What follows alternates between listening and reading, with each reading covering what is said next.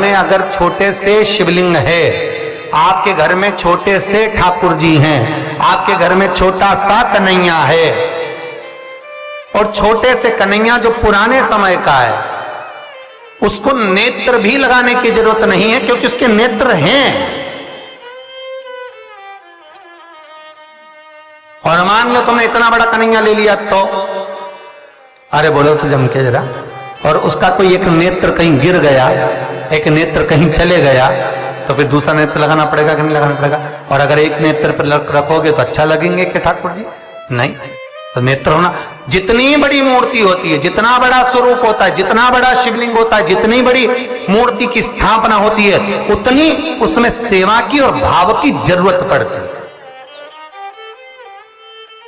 और पार्थिव शिवलिंग हो चाहे घर में शिवलिंग हो, घर में कोई भी मूर्ति हो, वो अंगुष्ठ की आकृति से बड़ी ना हो महाराज। बस इतना बड़ा स्वरूप शंकर का, इतना बड़ा स्वरूप कृष्ण का, इतना बड़ा स्वरूप राम का, तुम्हारे घर में जो भगवान है उसका स्वरूप इतना बड़ा, और पुराने हैं और कोई बड़ा स्वरूप है तो पूजन करो, मना नहीं है।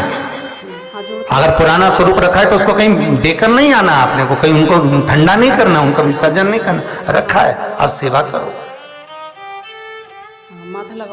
अभी पर कोई नई पूजन अगर बढ़ा रहे हो और कोई तुमसे करे मंदिर बनाओ, इतना बड़ा शिवलिंग का निर्माण करो, तो कहते ना महाराज जी हम तो छोटा ही भला। बच्चा जितना छोटा होता है उसको खिला दो, पिला दो, झूले में पटक दो, फिर टाइम पे पहुंचो, झूले में से उठाया, फिर दूध पिलाया, फिर पटक दिया, एक छोटा सा झुनझुना पकड़ा दिया, खेलता रहा। और वही बच्चा जब बड़ा हो गया तो कहीं इधर भागे कहीं उधर भागे, बेचारी माँ आई थी शिव पुराण सुनने के लिए और बेटे ने कार्तिक पुराण सुना दिया, तो कोई सुन पा रहा? नंदी के पैर छुए तो आती ना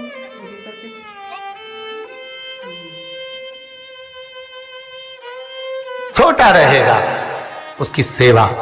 पार्थिव शिवलिंग का निर्माण माता पार्वती चाहती तो बहुत बड़ा शिवलिंग का निर्माण कर सकती, पर पार्थिव शिवलिंग माता पार्वती एक छोटे से पत्ते पर शिवलिंग का निर्माण करती, छोटे से पत्ते।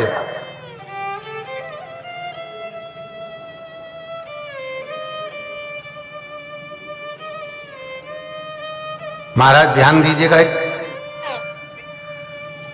स्कंद पुराण का एक बहुत सुंदर प्रसंग है।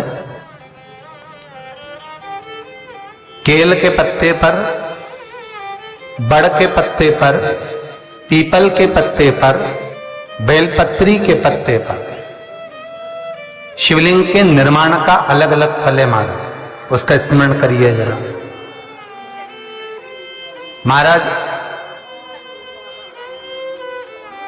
केल के पत्ते पर, जब केल का जो पत्ता होता है उस केल के पत्ते पर जब कोई विशेष तीज की तिथि पड़े, कौन सी तिथि हो? तीज हो, जैसे हरतालिका तीज हो, कोई छोटी तीज, बड़ी तीज, और यदि आप तीज के दिन केल के पत्ते पर शिवलिंग का निर्माण कर कर उसकी पूजन अर्चना करते हैं, उसका स्मरण कर कर रात होने से पहले विसर्जन करते हैं, तो नारी की अखंड सौभाग्यता रहती है।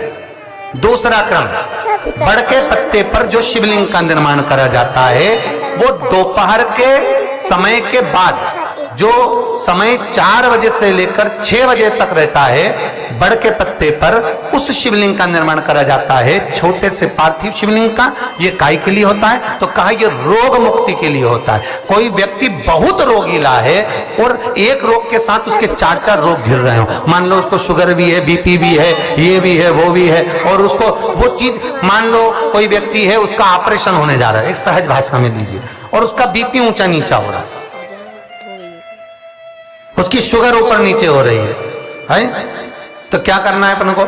बड़ का जो पत्ता होता है उस व्यक्ति से उस बड़ के पत्ते के ऊपर शिवलिंग का निर्माण कराकर उसकी पूजन शाम को 4 बजे से लेकर 6 बजे के बीच में कराकर उसका विसर्जन कर दीजिए। फिर ना तो उसकी शुगर ऊपर जाएगी ना नीचे जाएगी, ना बीपी ऊंचा ना नीचा, उस व्यक्ति का आराम से ऑपरेशन करवा सकते। 24 घंटे के लिए उसके रोग को शिव अपने हाथ में ले लेता है। बड़का पत्ता महाराज, इसकी कोई तिथि नहीं है, इसका कोई समय नहीं, इसका कोई पल नहीं, इसकी कोई घड़ी नहीं, तीसरा, पीपल का पत्ता। पीपल का पत्ता, जो बच्चा गलत कर्म में डूब रहा हो, तुम्हें लग रहा है कि ये बालक गलत जगह जा रहा है, व्यसन में डूब रहा है, मदिरापान में, मांसाहार में, वेश्यावृत्ति में, या चिड़चिड़ प्रवृत्ति हो रही है, या इसकी मति भ्रष्ट हो रही है, गंदी जगह पर जा रहा है, तुम्हें लग रहा है ये लाइन से भटक रहा है, तो पीपल के पत्ते पर भगवान शिवलिंग का निर्माण कर कर उसकी पूजन अर्चना करी जाती है, और उसी बालक का नाम लेकर तब उसका स्मरण कर विसर्जन किया जाता है। ये सुबह 10 बजे से लेकर 12 बजे के बीच में हो, कोई भी तिथि, कोई भी दिन, कोई भी बात, कोई भी समय, कोई भी तिथि पर समय एक निश्चित है, सुबह 10 से 12। महाराज, चौथा क्रम कहा है? बेलपत्री के पत्ते के मध्य भाग। आप विचार करिएगा, बेलपत्री का पत्ता कोई इतना बड़ा तो होता नहीं, बेलपत्री का पत्ता होगा ज्यादा से ज्यादा एक हथेली के बराबर होगा, और बड़ा होगा तो और ज्यादा बड़ा होगा पत्ता। तो बेलपत्री के मध्य भाग में, बेलपत्री के बीच वाले भाग में महाराज, जिसका व्यापार नहीं चलता, व्यवसाय नहीं चलता, कोई काम आज की जगह कल हो रहा है, कल की जगह परसों हो रहा है, और काम जरूरी में होना चाहिए, या व्यापार कुछ दिन चल के बंद हो गया, कोई नया लाइन पकड़ रहे हो, नया व्यापार करने जा रहे हो, नया कोई काम करने जा रहे हो, तो बेलपत्री के मध्य भाग पर शिवलिंग का निर्माण करा जाता है। आप विचार करिएगा, जब बेलपत्री का मध्य भाग कितना बड़ा होगा, और उस पर शिवलिंग बनाना, तो छोटा सा शिवलिंग का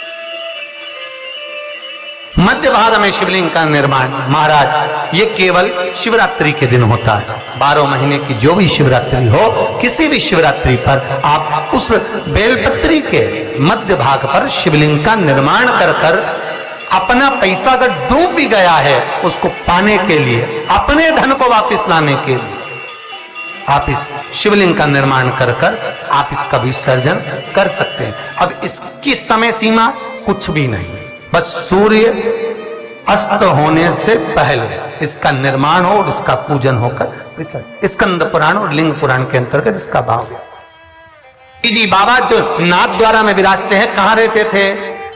अरे बोलो जम के, गोवर्धन, जतिपुरा। और जब उपद्रवियों ने उपद्रव मचाया, श्री जी बाबा को घास की गाड़ी में छुपाया, लेकर रातों रात ब्रजवासी चले। कहां जाएं, मार्ग भटक गए, वापिस आ गए उसी जतिपुरा में। तब भगवान को लगा, श्रीनाथ जी को लगा, ठाकुर को लगा, अगर मेरे ही स्वरूप को ये तोड़ देंगे तो भक्ति स्फुटित कैसे होगी, भक्ति का प्रचार कैसे होगा? तो श्री जी बाबा ने महादेव को याद करा। शंकर भगवान एक ब्रजवासी का रूप लेकर आ गए, जिनका नाम था बूढ़ा महादेव। आज भी नाथ द्वारा में सारे ब्रजवासियों के साथ में भगवान घास की बैलगाड़ी के आगे शंकर भगवान बूढ़ा महादेव बनकर एक मसाल हाथ में लेकर, एक डंडे को हाथ में टिकाकर, और मेरे शंकर आगे आगे बैलगाड़ी के चलते रहे और ब्रजवासी सब पीछे पीछे चलते रहे। सारे ब्रजवासी जो साथ में जाने वाले वो पीछे पीछे सब दूर घूम लिए। तब श्री जी बाबा ने बैलगाड़ी में से झांक कर बूढ़े महादेव को देखा जो आगे चल रहे थे। उनको देखकर कहा, कहां रुकना है? बूढ़ा महादेव कहते हैं, बस यहीं रुकना है, बस यहीं। आज भी नाथ द्वारा में बूढ़ा महादेव है, और नाथ द्वारा में श्रीनाथ जी का दर्शन करने जाओ तो बूढ़ा महादेव का जरूर दर्शन कर कर आना, नहीं तो श्री जी बाबा राजी नहीं होते, भले तुम परम भगवती वैष्णव क्यों ना हो। कई लोग कहते हैं हम शंकर जी के मंदिर नहीं जाते, पर जब तक नाथ द्वारा में जाओ और बूढ़ा महादेव का दर्शन ना करो तो श्रीनाथ जी प्रसन्न नहीं होते। जैसे तिरुपति गए, तिरुमाला में दर्शन करे वेंकटेश भगवान के, और कपिलेश्वर नहीं गए तो भगवान नारायण प्रसन्न नहीं होते। उसी तरह मेरा बूढ़ा महादेव आज भी वहां पर विराज, जो श्रीनाथ जी को नाथ द्वारा तक ले गया।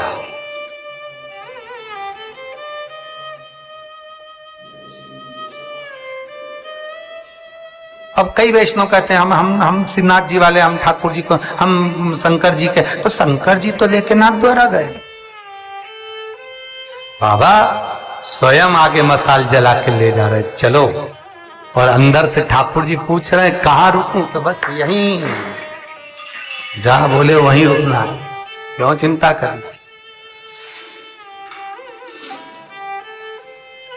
जब मेरे ठाकुर जी को उतना दूध पिलाई, भगवान ने बहुत प्रेम से पिया, और जब भगवान को विष देने लगी तो ठाकुर जी